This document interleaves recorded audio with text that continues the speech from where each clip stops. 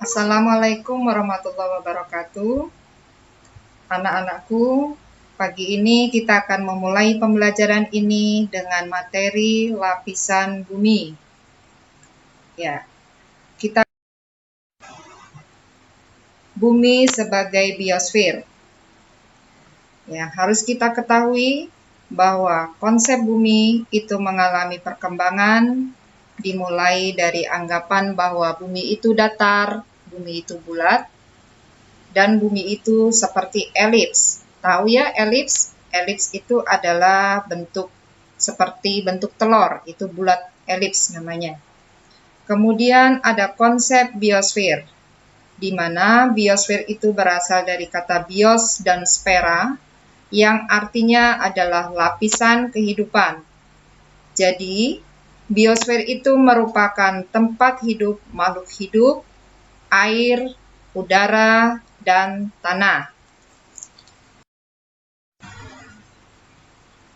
Biosfer itu sendiri sebenarnya memiliki banyak sekali pengertian yang bisa kita ambil dari beberapa ahli.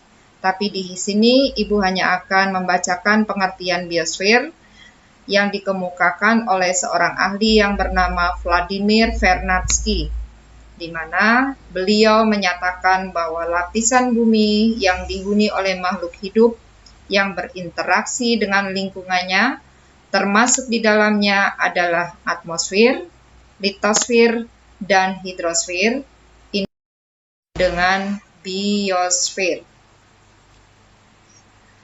Kemudian, bumi ini merupakan satu-satunya tempat yang diketahui mendukung kehidupan, di mana biosfer itu sendiri sudah ada sejak miliaran tahun yang lalu. Dan usia bumi kita diperkirakan sekitar 4,5 miliar tahun, di mana biosfernya ada setelah 1 miliar tahun bumi kita terbentuk. Biosfer juga mempunyai cakupan yang melingkupi udara, tanah, dan air yang merupakan lapisan tipis sekitar 8.000 meter di atas permukaan tanah ke arah atmosfer dan sekitar 9.000 meter ditemukan makhluk hidup ke arah kedalaman laut. Dan sepanjang yang diketahui oleh manusia, hanya pada lapisan biosfer inilah dijumpai adanya kehidupan. Bumi itu mempunyai beberapa lapisan. Yang pertama yaitu kerak bumi, di mana kerak bumi ini adalah lapisan terluar bumi yang terbagi menjadi dua kategori, yaitu kerak samudra dengan ketebalan sekitar 5-10 km dan kerak benua dengan ketebalan sekitar 20-70 km.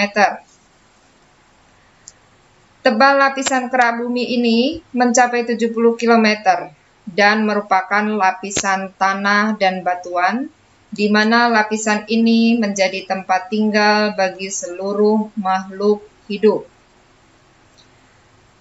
Adapun unsur-unsur kimia yang membentuk kerak bumi ada oksigen, silikon, aluminium, besi, kalsium, natrium, kalium, dan magnesium. Unsur-unsur kimia tersebut membentuk satu senyawa yang disebut dengan batu. Kemudian bagian bumi yang kedua itu adalah selimut atau selubung mantel, yaitu lapisan yang terletak di bawah lapisan kerak bumi dengan tebal mencapai 2.900 km dan berupa batuan padat. Suhu di bagian bawah selimut bumi ini mencapai 3.000 derajat Celcius. Bisa kita bayangkan sangat panasnya ya.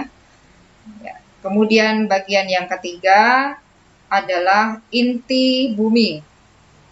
Inti bumi ini terdiri dari material cair dengan penyusun utama seperti logam besi, nikel, dan lain-lain. yang terdapat pada kedalaman 2.900 sampai 5.200 km. Inti bumi ini dibedakan menjadi dua, yaitu lapisan inti luar dan lapisan inti dalam, di mana lapisan inti luar mempunyai tebal sekitar 2.000 km dan terdiri atas besi cair yang suhunya mencapai 2.200 derajat Celcius. Sedangkan inti dalam merupakan pusat bumi yang berbentuk bola dengan diameter sekitar 2.700 km. Inti dalam ini terdiri dari nikel dan besi dengan suhu mencapai 4.500 derajat Celcius. Selanjutnya, lapisan bumi ini terbagi atas litosfer, astenosfer, dan mesosfer. Di mana litosfer adalah lapisan paling luar bumi dengan tebal kira-kira sekitar 100 km dan terdiri dari kerak bumi serta bagian atas selubung. Yang kedua, ada astenosfer, hampir berada dalam titik lebur dan karena itu bersifat seperti fluida. Yang ketiga yaitu mesosfer, lebih kaku dibandingkan astenosfer, tapi lebih kental dibandingkan litosfer. Mesosfer ini terdiri dari sebagian besar selubung hingga inti. Nah, sekarang kita perhatikan gambar yang ada pada layar kalian. Di sini kita bisa melihat adanya sistem penyangga kehidupan yang meliputi hidrosfer, atmosfer, litosfer, dan biosfer, di mana keempat komponen ini saling berkaitan demi terciptanya suatu kehidupan.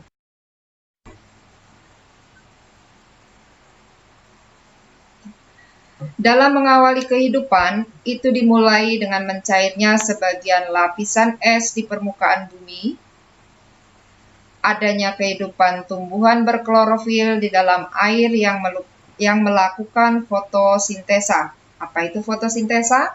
Ya, kita tahu fotosintesa itu adalah proses pembuatan makanan pada tumbuhan yang berhijau daun, di mana proses fotosintesa itu sendiri mempunyai rumusan 6CO2 ditambah 6H2O, maka akan menghasilkan C6H12O6 ditambah 6O2.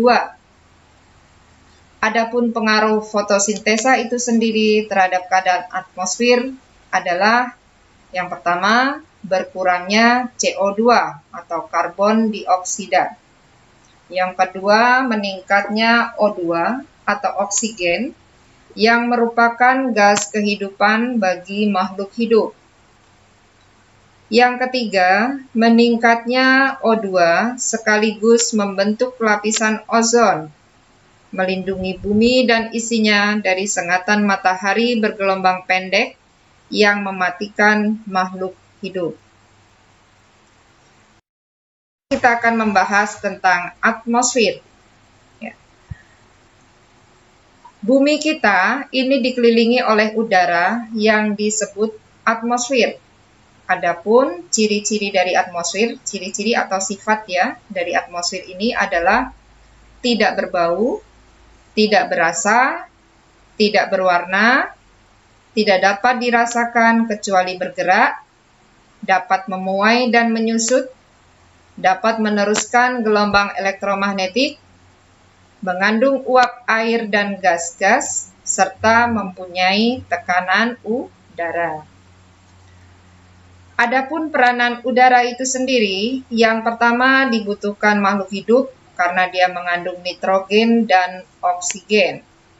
Yang kedua, sebagai filter radiasi elektromagnetik dan matahari.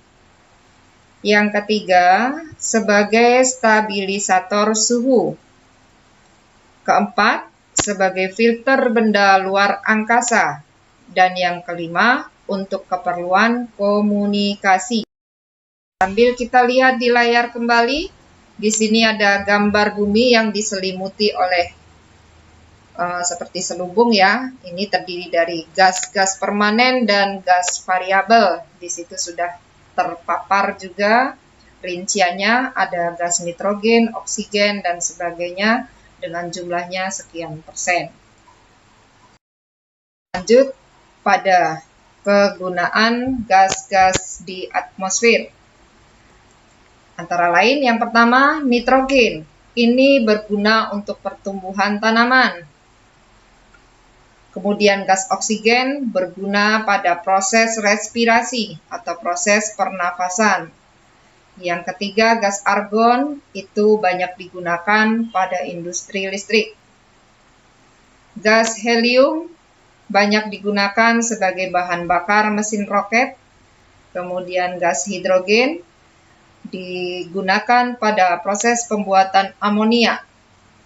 Sedangkan uap air, karbon dioksida, dan ozon itu penting dalam proses pertukaran panas oleh penyinaran antara atmosfer, matahari, bumi, dan antara atmosfer itu sendiri. Ya.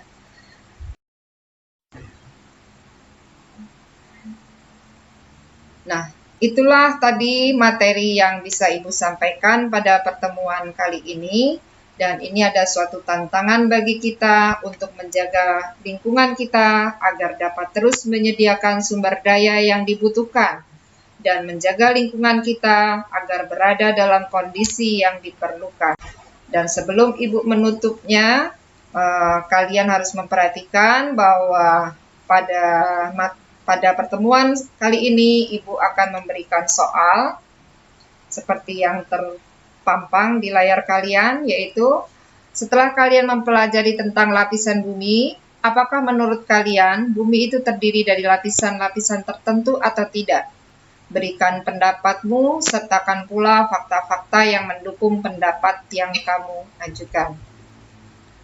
Tuliskan jawabanmu pada kertas folio dan dikumpulkan pada hari Senin 5 April 2021, paling lambat pukul 10 waktu Indonesia bagian Barat melalui koordinator kelas. Perhatiannya, wassalamualaikum warahmatullahi wabarakatuh.